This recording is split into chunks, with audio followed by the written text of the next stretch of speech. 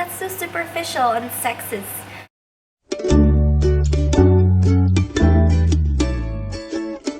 Today, making vegetable soup again on this cold day. What do you think of my soup? It's okay. I couldn't sleep last night. I think I woke up at 4 because I was just thinking about the elections. When I checked, Trump was leading, and then I woke up this morning and I found out that he actually won. Today, reading my Facebook and Twitter feed, I just felt like everybody had like a cloud over their head. The only thing I could think about is, you know, what drove all this hatred. And I think it all goes down to fear. So yeah, it's quite a weird morning. I tweeted some of my initial thoughts on Twitter, and one person said along the lines like, "You're stupid, and unless Donald Trump bans makeup, it doesn't affect you." And I was just thinking like, really? That's so superficial and sexist. And you know, when I read the comment, I was like, oh, I'm not surprised. It isn't about me.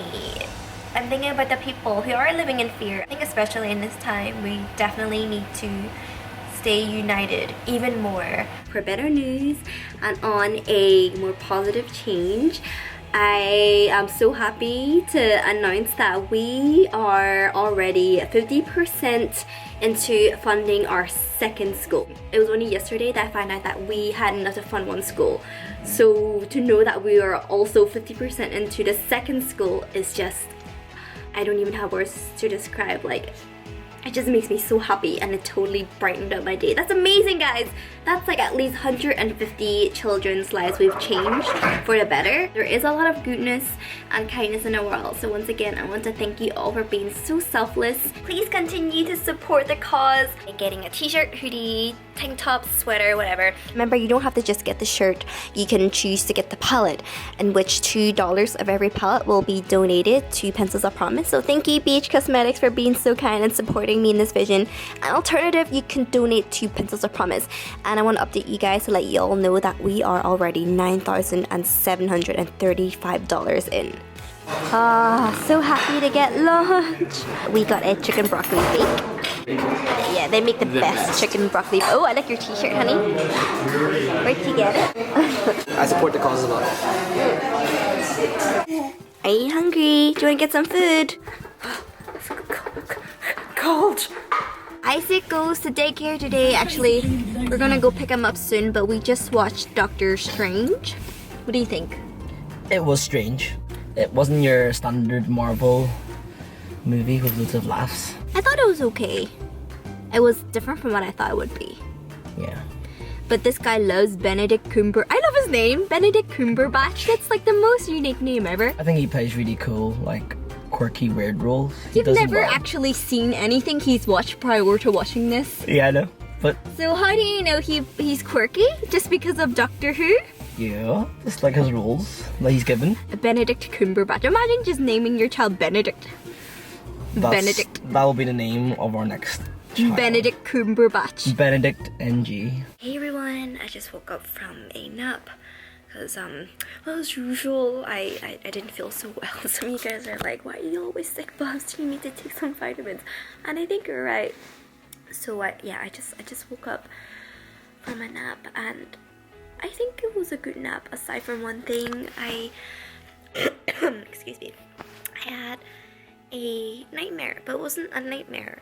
It was more of a memory that I had when I was in high school, and I blocked it out for the past 10 years. I didn't even know I blocked it out, basically. And it's just amazing how memory works. You can completely forget about it, but then when you remember it, you can remember it so clearly, everything in that room. I really think that it's due to a couple of reasons.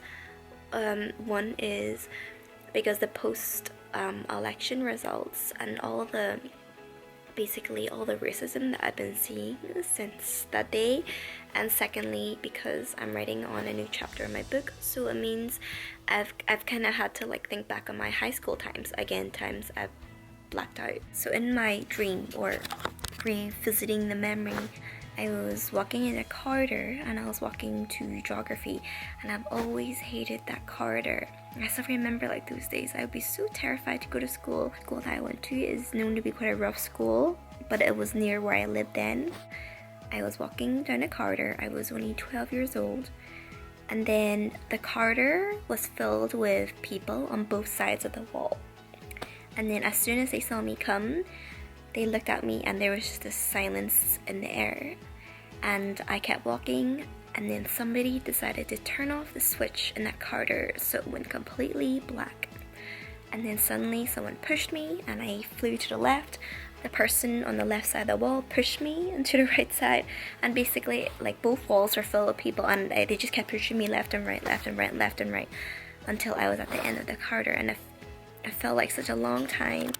It's a really cruel thing to do to a 12-year-old. These were moments that really blocked out, you know, all those times I was pushed and shoved, called a chink, a gook, had people throw their food and their drinks at me. Moments where my own friends didn't do anything because they were terrified. Moments when people around me who didn't know me didn't do anything because they didn't want to step in. Moments when there were teachers around that didn't do anything for me. And I think it just reminds me that racism has always been an issue, and it will probably still be an issue for a while, and it feels like we're a few steps back right now, but I hope that we can still continue to walk forward. And I think it's even more of a reminder for all of us to realize that we need to step up. If you're a friend of that racist person or that bully, you need to tell that person that it's not okay. And back then, so many people were afraid then, but the more we stand up and the more we speak up, then the more powerful it makes us. This is definitely the time that we need to act out in kindness, and also the time that we need to step out and be courageous and brave and bold. It was a main reason I tried to avoid going on social mediums and stuff, because I knew reading the articles would upset me.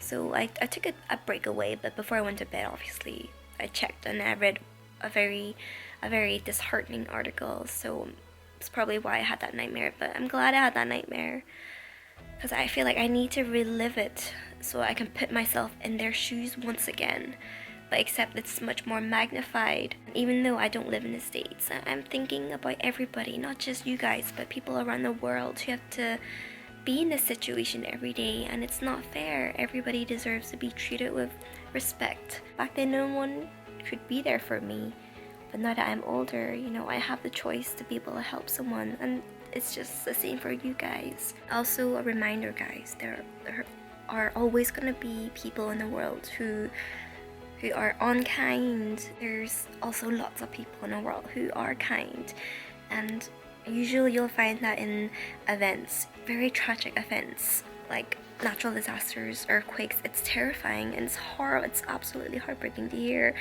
about the people getting hurt and the homes being taken away and the lives being lost.